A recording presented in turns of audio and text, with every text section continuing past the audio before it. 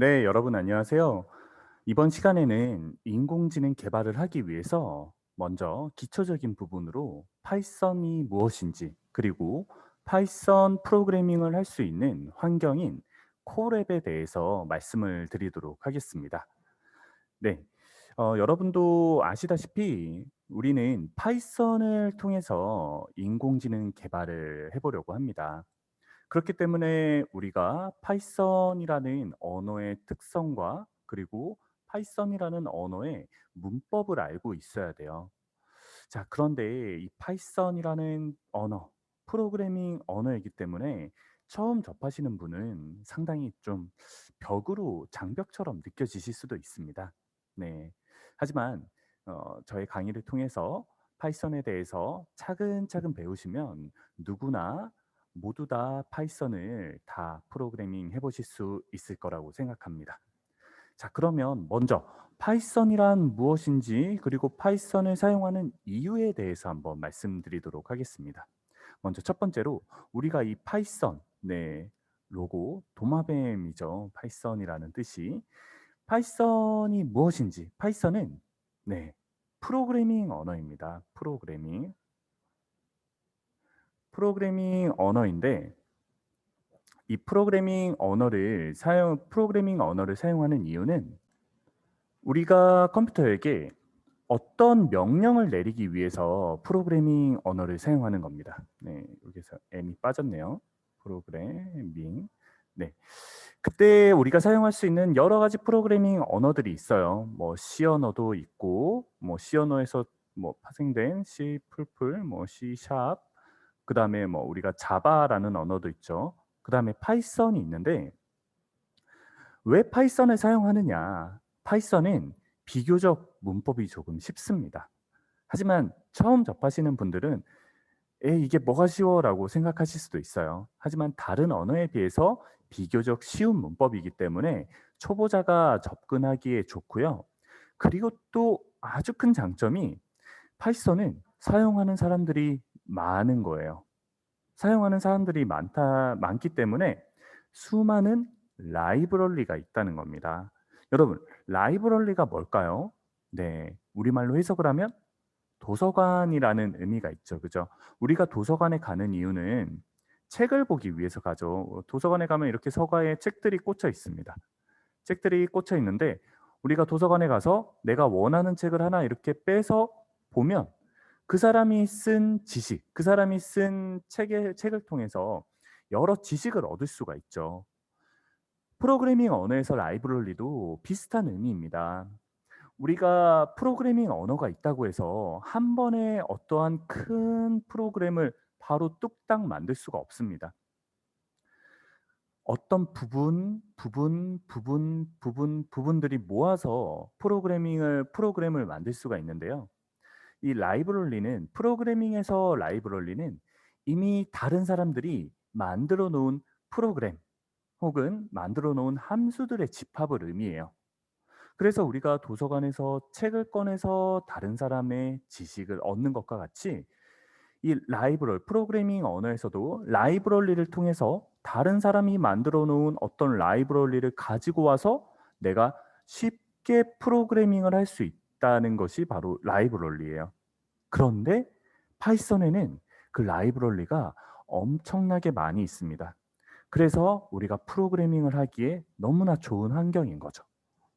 자, 그리고 세 번째로 인터프리터 언어예요. 자, 이것은 그 프로그램을 우리가 작성한 다음에 실행을 시킬 때 컴파일러 언어와 인터프리터 언어 이렇게 두 가지로 나눌 수 있는데 컴파일러 언어는 이 전체를 한번 그 컴파일이라는 과정을 통해서 실행을 시키는데요. 컴파일 과정을 통해 실행을 시키는데 인터프리터 언어는 이렇게 우리가 프로그램을 짜면 한 줄씩 바로바로 실행을 시켜 줍니다.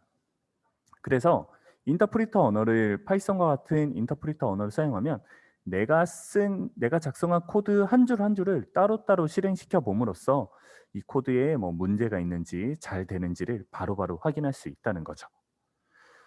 자, 그러면 우리가 이제 파이썬이라는 언어를 실제로 한번 해볼 텐데요. 이 파이썬이라는 언어를 하는 방법에는 여러 가지가 있습니다. 여러분 컴퓨터에 파이썬이라는 프로그래밍 언어를 설치하셔도 되고요. 혹은 웹상에서 할 수 있는 방법들이 있는데 우리는 웹상에서 할 수 있는 바로 이 콜앱이라는 환경에서 파이썬을 사용해 보도록 하겠습니다. 콜앱은 여러분 구글에서 만든 음, 프로그래밍을 도와주는 그런 플랫폼입니다. 자, 어떻게 하냐면 여러분 크롬을 사용하시길 추천드리고요.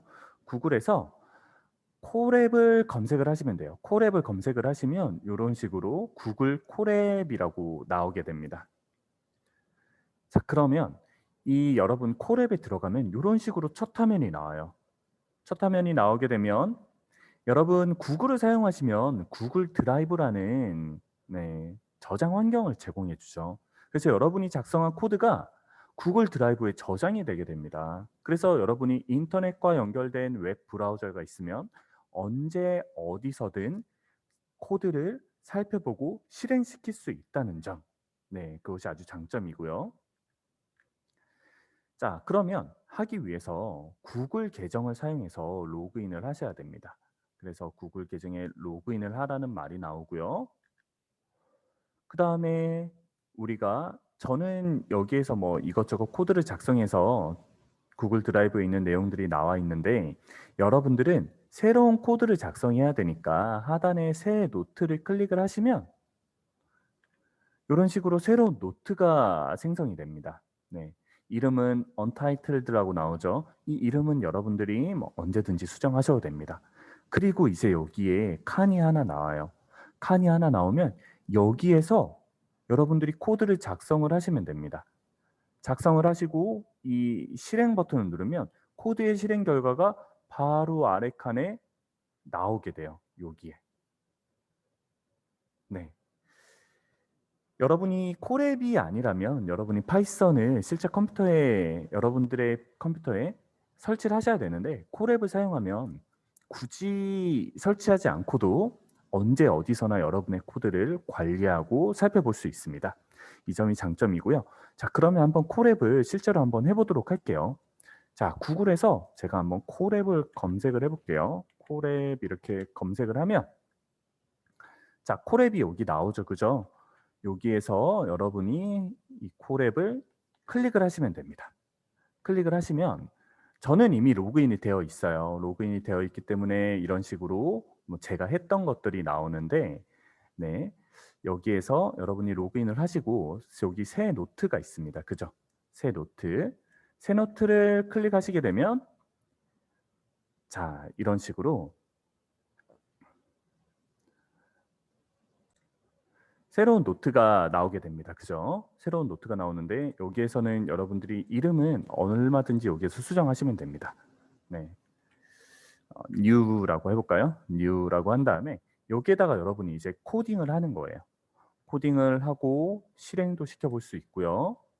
네, 하지만 지금 아무것도 없으니까 뭐 실행되는 게 없겠죠? 네. 자, 이러한 식으로 여러분들이 콜앱을 사용하시면 됩니다. 자, 그럼 다음 시간부터 프로그래밍을 위해서 가장 첫 번째로 아셔야 될 변수에 대해서 살펴보도록 하겠습니다.